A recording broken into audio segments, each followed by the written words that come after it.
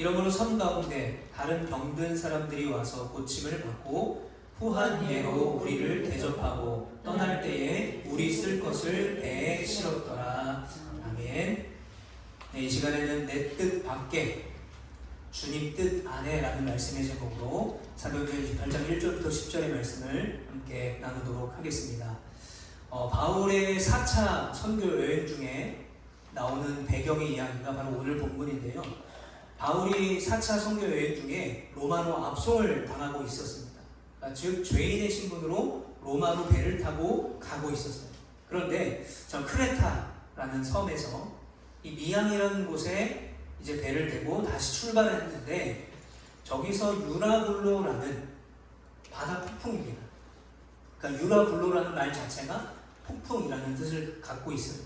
그 유라굴로를 만나서 난파가 됩니다. 그리고 어디에 떨어지냐면 왼쪽에 보면 멜리데라는 섬에 이 바울과 그 일행들이 난파가 돼서 멜리데라는 섬에 머물게 됩니다. 자, 이 멜리데는 현재 몰타섬입니다. 몰타섬인데요. 시칠리 남부, 이탈리아 밑에 있는 건데 시칠리 남부 약 95km에 떨어진 지중해에 있는 한 섬인데요. 이 몰타라는 곳이 나라예요. 이탈리아에 속한 도시가 아니라 몰타 공화국이라는 나라입니다. 크기는 316km제곱미터인데 우리나라로 따지면 강화도 정도 되는 크지 않는 그런 섬입니다. 아무튼 그곳에 이제 바울과 일행들이 유라굴로라는 광풍을 만나서 그곳에 의도치 않게 머물게 됩니다. 이 멜리데에 대해서 설명을 좀 더 드리면 이 멜리데는 페니키아와 카르타고의 식민지를 거쳤습니다. 그리고 지금은 오늘 본문의 시간에는 로마의 지배를 받고 있었던 그런 섬이었습니다. 바울과 일행은 그곳에서 약 3개월의 시간을 보내게 돼요. 그리고 바울은 그곳에서 이 멜리데 사람들에게 친절한 보살핌을 받게 돼요. 자, 오늘 본문 2절 말씀 우리 함께 같이 읽어보겠습니다. 시작. 비가 오고 날이 차매 원주민들이 우리에게 특별한 동정을 하여 불을 피워 우리를 다 영접하더라. 자, 바울과 그 일행이 난파가 돼서 그곳에 도착을 했는데 이들의 특별한 동정이 시작이 됐어요. 2절에 보면 특별한 동정이라고 말하는데 영어 성경에 보면 unusual kind라고 말합니다. 어떤 의미냐면 바로 뜻하지 않는 친절, 뜻밖의 친절이라는 거예요. 그리고 헬라어로는 우투큐산이라는 뜻을 가지고 있는데 이 뜻은 평범하지 않은 친절이라는 것입니다. 그러니까 이 말은 뭐냐면 특별한 동정이라고 표현한 이유는 뭐냐면 바울과 그 일행이 멜리데라는 섬 한 번도 가보지 못한 이 섬에 난파가 됐을 때 그 원주민들에 대해서 환대를 받을 거라고 전혀 기대를 하지 않았다는 거예요. 근데 기대하지 않았는데 뜻밖의 환대가 이루어졌다는 거죠. 자, 그렇다면 이 멜리데 사람들은 처음 본 이 바울과 일행들을 왜 환영했을까요? 자, 앞서도 제가 말씀을 드렸지만 이 멜리데는 로마의 지배 아래에 있었던 그런 섬이었어요. 로마의 영향을 많이 받았습니다. 문화적으로도 종교적으로도. 그리고 이들은 문명을 가지고 있었던 사람들이었습니다. 그리고 로마의 지배 아래에 있었기 때문에 지금 이 배가 로마로 향해 가고 있다가 난파를 당했기 때문에 그 바울과 일행들이 로마로 가기 때문에 이들이 그들을 보호해야 되는 의무가 있었던 거예요. 그게 법으로 정해지진 않았지만 암묵적으로 로마로 가기 때문에 우리가 이들을 보호해야 된다는 생각을 가지고 있었던 것 같습니다. 자, 먼저 바울과 그 일행들은 약 14일 동안 이 거친 바다에서 광풍에 시달리게 되었어요. 그리고 아무것도 먹지 못했습니다. 아무것도 먹지 못한 상태예요. 그리고 지금 시기가 어떤 시기냐면 겨울을 앞둔 시기였습니다. 이들은 지쳤고 굶주렸고 추위에 노출되어 있었던 거예요. 멜리데 산에 딱 떨어진 그들을 원주민들이 보고 이들의 처참한 모습 때문에 먼저 뭘 합니까? 마른 나무에 따뜻하게 불을 피워줬어요. 자, 그런데 어떤 일이 벌어지냐면 나무 목공을 가져다가 불을 피웠는데 하필 그 나무 속에 뭐가 있었냐? 뱀이 있었던 거예요. 그것도 독사가 있었습니다. 그 나무 속에 있던 독사가 이제 불이 뜨거우니까 못 견디고 튀어나오면서 하필이면 바울의 손을 물어버린 거예요. 자, 이것을 지켜본 원주민들, 이 멜리데 사람들 사이에는 소동이 일어났습니다. 왜냐하면 독사에 물렸기 때문에 바울은 반드시 죽을 거라고 생각했던 것이죠. 자, 그런데 독사에 물렸던 바울의 모습을 보고 그들의 생각이 엉뚱한 생각으로 이어지게 됩니다. 오늘 본문 4절의 말씀에 보면 원주민들이 이 짐승이 그 손에 매달려 있음을 보고 서로 말하되 진실로 이 사람은 살인한 자로다. 바다에서는 구조를 받았으나 공의가 그를 살지 못하게 함이로다 하더니. 자, 이들이 뱀에 물린 바울을 보고 뭐라고 생각하냐면 이 바울이 지금 살인죄를 지어서 도망온 죄수라고 생각했어요. 왜냐하면 죄를 지었기 때문에 신의 징벌을 받았다라고 생각했던 것입니다. 이 살인을 저지른 바울이 탄 배가 이 죄인인 바울 때문에 유라굴로 광풍을 만나게 됐다라고 믿었던 것이죠. 그런데 광풍에 죽지 않았던 거죠. 바울이 죽지 않고 살아있는 거예요. 반드시 심판을 받아야 될 사람이 살아있으니 신께서 직접 공의로운 징벌로 뱀에게 물리게 해서 마침내 바울을 죽이려고 했다라는 것이 이 멜리데 사람들의 해석이었던 거예요. 자, 그런데 이 멜리데의 문화나 역사를 보게 되면 이들의 생각이 터무니없는 생각이 아니다라는 것을 우리가 알 수 있습니다. 왜냐하면 멜리데 사람들이 섬기는 신이 있었어요. 바로 뱀신인 에키드나라는 신이었습니다.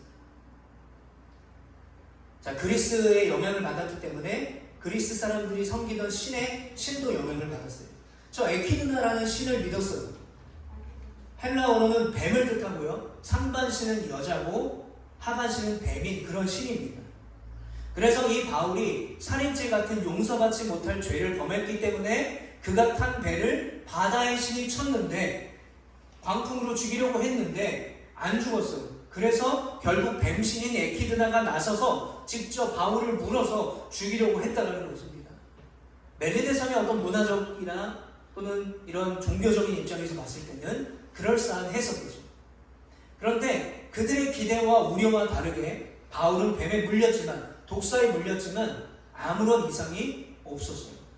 6절 말씀에 보면 그들은 그가 붙든지 혹은 갑자기 쓰러져 죽을 줄로 기다렸다가 오래 기다려도 그에게 아무 이상이 없음을 보고 아무 이상이 없는 거예요. 불사신이에요. 그랬더니 이 바울을 보고 살인죄를 지었던 죄인이라고 여겼던 그 바울을 보고 이들이 뭐라고 생각합니까? 그를 신이라 하더라. 살인죄를 지어서 심판받아 마땅한 바울을 이제는 신이라고 부르고 있었던 것이죠. 자신들이 섬기던 신이었던 그 에키드나가 물었는데 아무렇지 않은 거예요. 그러니까 이들은 생각한 거죠. 아, 적어도 이 바울은 우리가 믿는 이 에키드나보다는 좀 더 강하고 높은 신이겠구나 라고 생각했던 것입니다. 처음에는 바울과 그 일행을 환대했습니다. 로마로 가고 있었기 때문에. 그런데 바울이 뱀에 물리자마자 그를 살인자라고 생각합니다. 그런데 뱀에 물려서 안 죽이니까 이제 뭐라고 생각해요? 바울을 신이라고 여겼습니다. 잠시 다른 이야기로 돌아가 보면 여러분 혹시 하와이에 가보신 분이 계실까요? 네, 저도 못 가봐서 말씀을 드리는 건데 하와이 하면 어떤 게 떠오릅니까? 훌라춤이 떠오르기도 하고 우리가 잘 알고 있는 애니메이션이 모아나. 이 모아나가 바로 이 하와이를 배경으로 하고 있는 거죠. 제가 이제 커피를 좋아하니까 하와이 하면 이제 코나 커피가 정말 생각이 나요. 그리고 제가 하와이를 떠오르면 이런 생각이 들어요. 아, 정말 가보고 싶다. 제가 신혼여행 때 신종플루가 유행이었어요. 그래서 제가 신혼여행을 어디로 갔냐면 제주도로 왔어요. 제가 제주도로 살 줄 알았으면 제주도에 안 가고 하와이나 한번 갈 걸 하면서 제가 하와이를 떠오르면 늘 이런 생각이 들어요. 제가 얼마 전에 이제 벌거벗은 세계사라는 프로그램을 봤는데 거기서 하와이 편이 나왔습니다. 그런데 이 하와이가 어떤 곳이냐면 수천 년간 인류의 손이 닿지 않았던 외딴 섬이었다고 해요. 여러분 지도를 보시면 알래스카에서도 남아메리카에서도 일본에서도 호주에서도 하와이를 가기는 너무 멀어요. 그리고 이 하와이는요 작은 암초부터 거대한 섬까지 약 140개의 섬으로 이루어졌대요. 그러다 보니까 섬과 섬 사이에도 교류가 되지 않았다는 거죠. 그러니까 고립된 외딴 섬이었던 것입니다. 자, 그러다가 영국의 탐험가였던 제임스 쿡이 항해를 하다가 우연히 이 하와이를 발견하게 된 거예요. 그리고 이 영국의 많은 배가 하와이의 섬에 들어가게 됐고 이때 하와이 원주민들이 이 영국 사람을 보고 이런 반응을 보였어요. 자, 어떤 반응을 보였을까요? 제가 아까 에키드나 신에 대해서 이 멜리데 섬 사람들에 대한 이야기를 했는데 이 하와이 사람들은 마찬가지였어요. 이들 믿는 신과 관련이 있었습니다. 바로 이 영국의 배들이 들어갔을 때가 어떤 때냐면 이들이 믿는 로노신이라는 신이 있는데 바다의 신입니다. 이 로노신의 신성함을 기리는 축제 기간이었대요. 그런데 이 로노신은요, 바다를 통해서 너희들에게 오겠다라고 약속했다라는 것을 이들이 믿고 있었던 것이죠. 그래서 이들은 로노신을 기리는 그 축제 기간이 되면 집집마다 하얀 깃발을 걸어놓고 로노신이 오기를 기다렸다는 거예요. 그런데 어느 날 저 멀리 바다에서부터 하얀 돛을 단 여러 배들이 들어오기 시작했다는 거예요. 그 하얀 돛을 달고 온 이 영국인들, 자기들과 얼굴도 다르고 말도 다르고 입고 있는 옷도 다르고 문화도 다른 그들을 보면서 이들을 신이라고 여겼던 거죠. 신이 오셨다, 로노신들이 오셨다라고 믿었던 거예요. 그래서 그들을 환대합니다. 마치 하와이 원주민들이 그 영국인들을 마치 신처럼 환대했던 것처럼, 여러분 오늘 멜리네 섬의 원주민들이 뱀에 물려도 죽지 않았던 이 바울을 신처럼 믿고 따르게 돼요. 자, 이렇게 멜리네에서 갑자기 죄인에서, 살인죄를 지은 죄인에서 신이 되었던 이 바울의 놀라운 역사는 거기서 그치지 않습니다.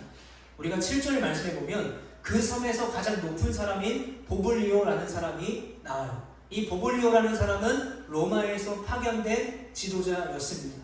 그런데 그 아버지가 말라리아로 인한 열병과 장티푸스와 이질로 고생하고 있었던 거예요. 그런데 바울이 이 보블리오 아버지에게 손을 얹고 기도했더니 질병이 다 치료된 것입니다. 여러분, 그 당시에 의술과 약으로는요, 말라리아나 이 장티푸스와 같은 이 열병과 이질을 고칠 수가 없었어요. 왜냐하면 이때가 언제냐면 기원 후 67년쯤이에요. 그런데 항생제인 페니실린이 발견된 때가 1928년입니다. 한참 먼 미래죠. 그러니까 장티푸스나 또는 말라리아에 걸리면 무조건 죽는 때였습니다. 그런데 그 죽을 병을 바울이 손을 얹고 기도했더니 보블리오의 아버지가 깨끗하게 고침을 받았던 거예요. 그래서 8절에 이렇게 말합니다. 보블리오의 부친이 열병과 이질에 걸려 누워있거늘 바울이 들어가서 기도하고 그에게 안수하여 낫게 하매. 여러분, 이 일을 수많은 멜리세 사람들이 다 목격했어요. 전해 들었어요. 이 일로 인해서 난리가 납니다. 그 섬에 바울의 능력 때문에 난리가 나요.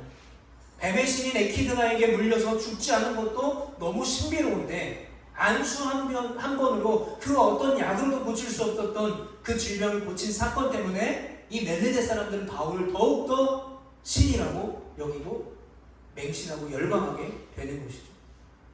그래서 9절 말씀에 이렇게 말합니다. 이러므로 섬 가운데 다른 병든 사람들이 와서 고침을 받고. 자, 이 장면을 보고 수많은 이 멜리네 사람들이 다 나와서 자기의 병든 곳을 치유받기를 원했다는 거죠. 신이 내려왔다는 소문이 온 섬에 퍼지게 됩니다. 병든 사람들이 몰려오기 시작했을 거예요. 여러분, 멜리네 섬 전체가 하나님의 은혜로 말미암아 바울을 통해서 치유의 은혜를 입게 되었던 것입니다. 여러분, 바울은 밀려오는 사람들, 자기에게 모여서 병고침을 원하던 그 사람들을요, 그냥 고쳐만 주지 않았을 거예요. 바울은 그들에게 하나님의 능력과 그리스도의 구원의 복음을 함께 그 치유와 함께 전했을 거예요. 물론 언어가 다르죠. 말이 통하지 않죠. 그러나 그 복음에 대한 진실을 가지고 그들을 고쳐주면서 그들을 위해 기도하면서 복음을 함께 전했을 거예요. 어떻게 알 수 있냐고요? 오늘 본문인 사도행전 18장 전 26장에 가면요, 이 바울이 아그리파 왕 앞에서 신문을 받는 장면이 나옵니다. 그런데 여기서 신문을 받을 때 바울이 어떻게 대답하느냐에 따라서 바울이 죽느냐 사느냐가 결정되는 거였어요. 그러면 바울이 만약에 살고 싶었으면 그 아그리파 왕 앞에서 자신을 변호했을 것입니다. 그런데 바울이 사도행전 26장 27절부터 28절에 뭐라고 말하냐면 아그리파 왕에게 복음을 전해요. 뭐라고 말하냐면 내가 이렇게 결박당해서 묶여있는 것만 빼고 내가 믿는 그 하나님을, 내가 믿는 그 복음을 아그리파 왕과 여기 있는 모든 사람들이 다 알기를 내가 소원합니다. 자신의 죽음이 걸려있는 상황 속에서도 바울은 복음을 전했던 거예요. 그러니 당연히 자신에게 치유를 원하며 몰려온 사람들에게 그냥 치유만 하지 않았어요. 그들을 치유하고 그들에게 복음을 전했던 것입니다. 그리고 역사상 최고의 투자가라고 알려진 워렌 버핏이라는 사람이 있습니다. 이 사람은 아침마다 맥모닝을 먹는 것으로 굉장히 유명한 사람인데요. 1년에 한 번씩 자신과 함께 워렌 버핏과 함께 점심 식사를 할 수 있는 특권을 경매에 붙인다고 합니다. 1년에 한 번. 매번 억대의 응찰이 경쟁적으로 붙게 되는데요. 실제로 340만 달러, 우리나라 돈으로 35억 원의 점심 식사를 낙찰받은 사람이 있을 만큼 이 워렌 버핏과 함께 점심 식사를 먹는 것에 큰 가치와 의미를 지니고 있다고 합니다. 자, 이 점심 자리에는 워렌 버핏의 삶의 철학, 그리고 경영 철학 또는 투자 철학을 함께 나누게 돼요. 약 3시간 동안 식사를 하며 그 철학을 나눈다고 합니다. 근데 이 워렌 버핏이 좋아하는 음식이 햄버거예요. 콜라예요. 그러니까 제가 생각하기에는 아마도 제가 이제 구글에 검색을 해봤는데 호화스러운 식사를 하지 않아요. 그냥 햄버거 같은 그런 것을 먹고 식사를 해요. 식사에 먹는 게 중요한 게 아니라 어떻게 하면 그 3시간 동안 워렌 버핏의 경영 철학이나 또는 투자 철학을 배워서 내가 성공할 수 있을까에 초점이 맞춰져 있는 것이죠. 그리고 그 3시간에 걸쳐서 그 수많은 돈을 썼던 많은 사람들이 아무도 자신이 낸 그 점심값을 아까워하지 않았다는 거예요. 그리고 이 점심값은 어디에 쓰이냐면 전액 자선단체에 기부가 된다고 합니다. 1년에 한 번, 그것도 경매에 붙여서 저 워렌 버핏을 만나기를 원하는 수많은 사람들이 줄을 섰다는 거죠. 여러분, 오늘 본문의 바울도 마찬가지입니다. 많은 사람들이 이 바울을 신이라고 여겼어요. 어떻게 하면 이 바울과 조금이라도 더 함께 할 수 있을까라고 생각했을 거예요. 언어의 장벽이 있죠. 그러나 손짓발짓하면서도 한마디라도 이 바울, 자신들이 신이라고 믿는 이 바울과 더 하고 싶었을 거예요. 더 몇 분이라도 더 같이 있고 싶었을 것입니다. 왜요? 그들은 이 바울을 신이라고 믿었기 때문입니다. 바로 그때가 바울에게는 뭐가 될까요? 이들이 신이라고 여기고 바울에게 고침을 받기를 원해서 수많은 사람들이 몰려올 바로 그때가 바울에게는 복음을 전할 수 있는 기회가 된 것이죠. 복음을 전할 수 있는 절호의 기회가 되었던 것입니다. 10절 말씀에 이렇게 말합니다. 후한 예로 우리를 대접하고 떠날 때에 우리 쓸 것을 배에 실었더라. 뱀 신인 에키드나 신에게 물려도 죽지 않았고, 그리고 고블리오의 아버지를 안수하여서 기도 한 방울로 낫게 했고, 수많은 사람들이 몰려와서 그들을 다 고쳐주고 그들에게 복음을 전하는 그 시간들이 이제 끝나고 모든 재정비가 끝나서 바울과 그 일행들이 다시 로마로 가게 되었어요. 그런데 10절에 후한 예로 이 멜리데 섬 사람들이 그들을 대접했다라고 말합니다. 고블리오 가정을 비롯하여 병고침을 받은 모든 사람들이 바울이 살해를 받지 않고 치료해 주었기 때문에 최선을 다해서 감사했을 거예요. 이들은 바울과 그 일행들이 로마로 갈 수 있을 만큼 필요한 것들을 충분히 풍족하게 주었기 때문에 바울과 그 일행들이 다시 이제 로마로 갈 수가 있게 되었던 것입니다. 오늘 본문은 여기서 이렇게 이야기가 마치게 되는 거예요. 여러분, 하나님께서는 예기치 않았던, 전혀 예상하지 않았던 유라굴로라는 풍랑을 만나게 하셨어요. 그러나 그 풍랑 속에서도 백부장을 비롯하여서, 그리고 그에 따른 모든 군인들 또한 그 배를 탄 사람들, 그리고 선장과 선주, 사봉들, 그 배에 탄 276명의 영혼과 생명까지도 주님은 지켜주셨습니다. 또한 뜻밖의 섬이었던 멜리데 섬 사람들에게 복음을 전하게 하셨고 그들의 생명도 살리셨어요. 이것은 하나님께서 바울을 사용하셨어요. 바울을 통해서 행하신 하나님의 역사였던 것입니다. 그런데 우리가 사도행전 27장을 보게 되면 사실 이들이, 이 바울과 그 일행들이 배를 타고 겨울을 날려고 했던 곳은 멜리데가 아니었습니다. 바로 베닉스라는 곳이었어요. 27장 12절에 보면 그 항구가 겨울을 지내기에 불편하므로 거기서 떠나 아무쪼록 베닉스에 가서 겨울을 지내자 하는 자가 더 많으니 베닉스는 그레게 항구라. 한쪽은 서남을, 한쪽은 서북을 향하였더라. 이들의 원래 예상한 이들의 뜻은 뭐였냐면 베닉스에 가서 겨울을 나고 날이 좀 따뜻하면 다시 항해를 시작해서 로마로 가기를 원했던 거예요. 그런데 베닉스로 가다가 예기치 않은 뜻밖의 유라굴로 풍랑을 만나게 됩니다. 그 바다폭풍을 만나서 이들은 꼼짝없이 죽은 목숨이었어요. 배에 있는 모든 물건들을 다 버려도 풍랑에 배가 흔들리고 멈추지 않습니다. 이들은 풍랑 때문에 오래 굶주렸습니다. 그러나 이들의 생명은 전혀 잃지 않았어요. 그리고 배도 안전했습니다. 배도 무사했어요. 그러나 모든 사람들이 그 풍랑의 두려움에 빠져 있을 거예요. 그 배에 타고 있었던 바울도 마찬가지입니다. 여러분, 바울은 신이 아닙니다. 바울도 우리와 같은 사람이에요. 그러니까 그 풍랑 속에 아마도 두려웠을 것입니다. 내가 로마로 갈 수 있을까? 내가 로마로 가서 복음을 전하는 것이 나의 마지막 사명인데 내가 로마로 갈 수 있을까? 이 풍랑 때문에 여기 있는 사람들이 다 죽는 것은 아닐까? 내가 내 사명을 완수할 수 있을까? 라는 그 두려움과 걱정과 근심에 쌓여 있을 때 또 수많은 사람들이 그 폭풍과 어려움 때문에 낙심해 있던 그 상황 가운데 바울이 사도행전 27장 23절부터 26절에 이렇게 고백해요. 제가 한번 읽어보겠습니다. 내가 속한 바 본 내가 섬기는 하나님의 사자가 어젯밤에 내 곁에 서서 말하되 바울아 두려워하지 말라. 내가 가이사 앞에 서야 하겠고 또 하나님께서 너와 함께 항해하는 자를 다 내게 주셨다 하였으니 그러므로 여러분이여 안심하라. 나는 내게 말씀하신 그대로 되리라고 하나님을 믿노라. 그런즉 우리가 반드시 한 섬에 걸리리라 하더라. 아멘.